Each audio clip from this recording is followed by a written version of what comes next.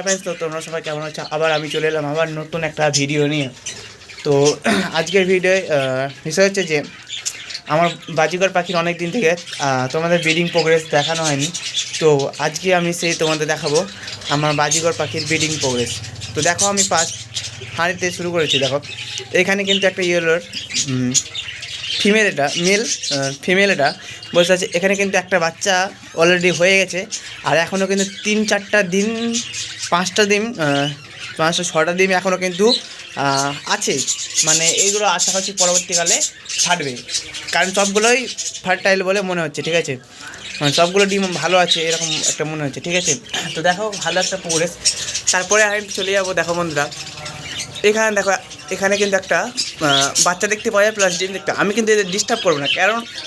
Disturb কেন করবো না? কারণ আমি যদি ডিস্টার্ব করি, এরা যদি তাড়াতাড়ি করে পালিয়ে যাওয়ার চেষ্টা করে, তাহলে কিন্তু সেই বাচ্চাটার মারা যেতে পারে। তার জন্য আমি এদের ডিস্টার্ব করবো না। তারপরে হয়তো দেখো এখানে কটা 4টে বাচ্চা দেখতে পাওয়া যায়। তো যা বলছিলাম, দেখো এখানে কিন্তু 4টে বাচ্চা, 2টো ডিম এখনও কিন্তু আছে। এরপর আমি চলে যাবো তারপরে হাইটে। দেখো এইখানে কিন্তু কিছু বাচ্চা, 3টে থেকে 4টে বাচ্চা কিন্তু দেখতে পাওয়া যাচ্ছে। ঠিক আছে, বড় বড় 4টে বাচ্চা কিন্তু দেখতে পাওয়া যাচ্ছে। এর মধ্যে কিন্তু 2টোর ফুল একদম হয়ে গেছে, লুম বেরিয়ে গেছে। তো তারপরে হাইতে চলে যাবো। দেখো বন্ধুরা, তো তারপরে হাইতেও এখানে কিন্তু 4টে বাচ্চা আছে। ঠিক আছে, আর একটার লুম ফেদার হয়ে গেছে, মানে হ্যান্ড ফিটিং কেউ যদি নিতে চায় আসতে পারে। তারপরে হাইটে চলে এলাম, এখানেও কিন্তু 4টে বাচ্চা আছে। ঠিক আছে, আমার মোটামুটি সবগুলোতে 4টা করে বাচ্চা আছে, 4টে 3টা, এখানেও কিন্তু 4টে আছে। এইগুলো কিন্তু আর কিছুদিনের মধ্যেই বের হয়ে যাবে।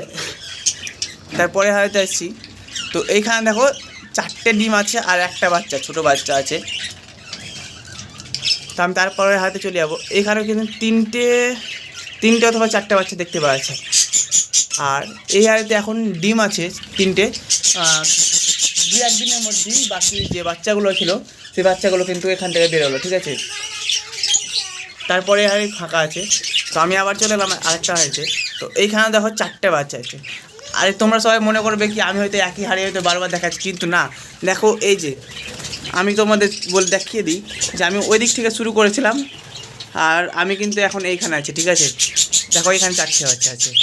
তারপরে হাড়িতে চলে যাই, এইখানে কিন্তু 3টে অথবা 4টে বাচ্চা দেখতে প্লাস এখনও ডিম আছে, আর ফিমেল বসে আছে। তারপরে আমি একটা হাড়ি দেখাই, এখান থেকে সম্ভবত বাচ্চা বের হয়েছে। এখনও কিন্তু 2টো বাচ্চা আছে হাড়িতে, আর বাচ্চা ছিল ওগুলো বের হয়ে গেছে অলরেডি। তো আমি এটা দেখতে পাচ্ছি না, কারণ এটা অনেক উঁচুতে আছে। কটা ডিম আছে সেটা তোমরা দেখে নাও। সম্ভবত এখানে একটা বাচ্চা আছে, বাকি বাচ্চাগুলো সব বের হয়ে গেছে। ঠিক আছে, বাকি বাচ্চা, হ্যাঁ এখান থেকে বাকি বাচ্চাগুলো বের হয়ে গেছে, এখন একটাই বাচ্চা আছে। তো এখানে দেখো কটা ডিম আছে আমি সঠিক বলতে পারছি না, সম্ভবত 3টা না 4টে বাচ্চা আছে, কারণ এটা অনেক উঁচুতে আছে। দেখো তোমাদের আমি দেখিয়ে দিই কতটা উঁচুতে আছে। ঠিক আছে, তো এইখানে দেখো 2-3টা ডিম আছে প্লাস বাচ্চা আছে। তারপরে আমি আরেকটা হাড়িতে চলে এলাম, এখানে কিন্তু সবগুলো ডিম আছে। এখানে কিন্তু মোটামুটি 15 দিন আগে বাচ্চা বের হলো এখান থেকে। ঠিক আছে, তারপরে ডিম এখানে কিছু নাই, ফাঁকা হাড়ি। তবে এখানে যে পাখি আছে, পাখি কিন্তু ভিতর যাচ্ছে। এখানে দেখো হোয়াইটের একটা ফিমেল আছে, আর কিছু বাচ্চাও দেখতে পাওয়া যাচ্ছে, প্লাস ডিমও আছে এখানে। ভালো করে দেখো, এই যে একদম হোয়াইটের ফিমেল এটা। তারপর আমি আরেকটা চলে যাবো, এই যে এখানে তোমরা কি দেখতে পাচ্ছ জানি না। হ্যাঁ এখানে কিন্তু 3-4টা ডিম আছে, প্লাস একটা মনে হচ্ছে বাচ্চা আছে, ঠিক এরকম মনে হচ্ছে। তো আমার এখানে একটা প্রবলেম হয়েছিল যে এই হাঁড়িটাতে যে বাচ্চা হওয়ার পর বাচ্চা ডিম থেকে বেরোতে পারেনি, তাই কিন্তু বাচ্চা মারা গেছিলো। তো এখন একটাই বাচ্চা আছে। আমি এটাকে কী করবো, অন্য একটা হাঁড়িতে দেবো, তাহলে কী হবে, এখানে আবার নতুন করে ডিম পারবে। এটা হচ্ছে বাজিগর পাখির একটা বলতে পারো মানে ভালো দিক। তো আমি দেখাবো তোমাদের কোন কোন বাচ্চাগুলো বের হয়েছে।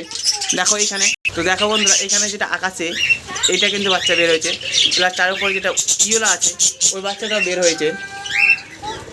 তারপরে আমি তোমাদের এইদিকে চলে আসি। তো এইখানে দেখো একটা ইয়েলো বসে আছে একদম, যেটা ওই সাইডে, এটা কিন্তু বাচ্চা বের হয়েছে। ওরে আরে আমার জালের উপরে চলে গেছে কোনখান দিয়ে একটা বাচ্চা, দেখো এটা কিন্তু বের হয়েছে। তো জালের উপর চলে গেছে, বাইরে চলে গেছে। এর যাতে বেশি বাইরে চলে গেছে তাহলে কিন্তু পালিয়ে যাওয়ার একটা রিস্ক থাকে। আর কোথাও যদি বেরোলো সেটা আমাকে একটু দেখতে হবে। মানে বলতে গেলে এটা খুব একটা খারাপ ব্যাপার যে আমার একটা বাচ্চা বের হয়ে গেছে জালের বাইরে, আমি এটাকে ভিতরে করবো। আর ভিডিওটা কেমন লাগলো তোমরা অবশ্যই কমেন্ট করে জানাও। যদি ভালো লাগে তাহলে লাইক, কমেন্ট, শেয়ার অবশ্যই করবে, সাবস্ক্রাইব অবশ্যই করে রাখবে।